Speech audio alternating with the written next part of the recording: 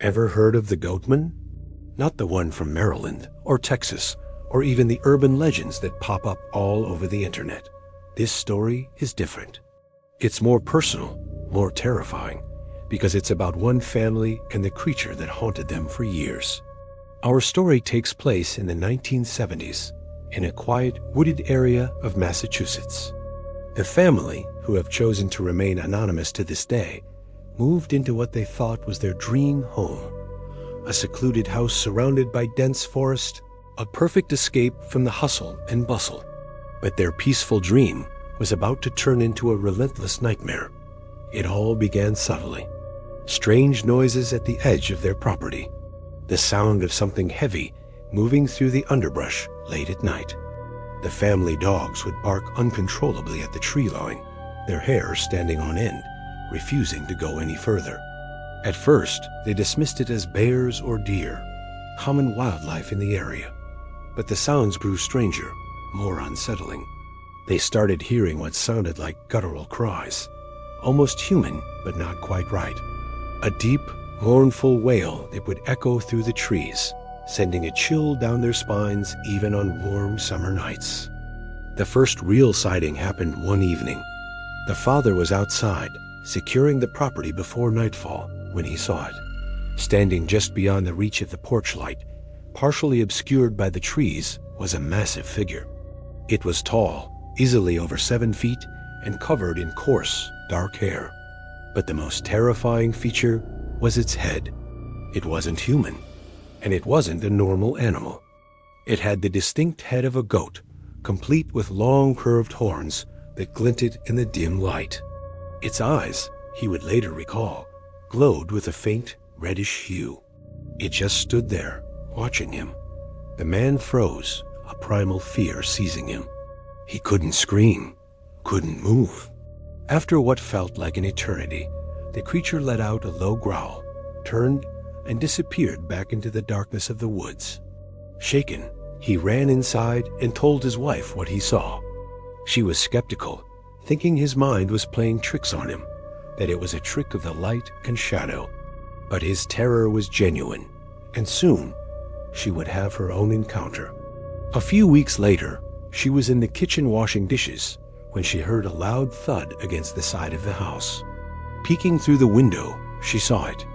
The same horned creature, its grotesque face just inches from the glass. Its eyes stared right through her, intelligent and malicious. She screamed, and the creature reared back, letting out a sound that was a horrifying mix of a goat's bleat and a human-esque roar before it vanished. From that point on, the family lived in a constant state of fear. The sightings became more frequent, more brazen. The creature would circle their house at night, its heavy footsteps crunching on leaves and twigs. They would hear scratching at the doors and walls, as if it was testing for a way in. One night, the children woke up screaming, claiming a monster with horns was looking at them through their bedroom window. The father ran in to find the window wide open, the screen torn and muddy, hoof-like prints on the floor below. The creature had actually tried to get inside. They started finding strange things around their property. Mutilated animals, deer, raccoons, even neighborhood pets left in clearings, often arranged in bizarre patterns. They found large cloven hoof prints in the mud, far too big for any known animal in the region. The air around their home often carried a foul, musky odor, a smell of damp fur and decay that seemed to cling to everything. The family became prisoners in their own home, bolting the doors and windows as soon as the sun began to set, huddling together in the living room, listening to the terrifying sounds of the creature that stalked them from the darkness. The father tried to seek help. He spoke to local law enforcement, but they dismissed his story as a prank or an overactive imagination. "Probably just a bear, sir," they'd say. Or maybe some local kids trying to scare you. But he knew what he saw. This was no bear, and it was no prank. This was something ancient, something unnatural. He bought a high-powered rifle, hoping to protect his family, but he never got a clear shot. The creature was cunning, always staying just out of range, melting back into the shadows whenever he tried to confront it. It seemed to be toying with them, enjoying their terror. The psychological toll was immense. The children had constant nightmares. The mother became withdrawn, rarely leaving the house. The father was consumed by a mix of rage and helplessness. Their dream home had become a prison, their lives a living hell. The most disturbing incident came one winter. A heavy snow had fallen, blanketing the landscape in white. The family was snowed in. That night, the creature was more aggressive than ever. It slammed against the house with incredible force, shaking the entire structure. Its horrifying screams echoed non-stop. The family huddled in the basement, praying for it to end. When morning came, the world was silent. The father cautiously went outside. The snow around the house was a mess of tracks. Huge cloven hoof prints were everywhere, circling the house, leading up to every door and window. But there was something else. Scrawled in the snow, in huge crude letters, was a single word, a name. It was the family's surname. The creature knew who they were.